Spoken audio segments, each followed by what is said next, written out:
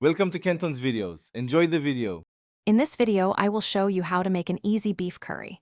We'll start by gathering our ingredients, ensuring we have everything ready for a smooth cooking process.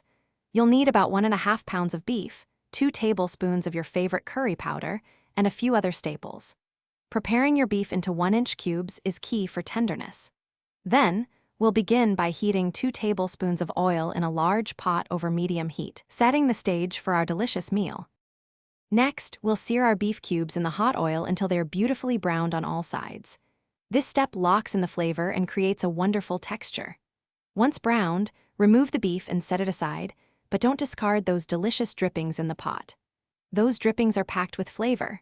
Now, add 1 chopped onion and 2 cloves of minced garlic to the pot, sautéing them until they become fragrant and softened, building our aromatic base. Now, let's build that incredible curry flavor. Stir in 2 tablespoons of curry powder and 1 teaspoon of grated fresh ginger, cooking for about 1 minute until fragrant.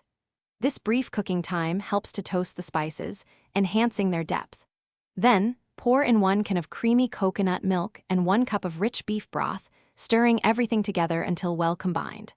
Finally, return the seared beef to the pot and bring the entire mixture to a gentle simmer, ready for slow cooking.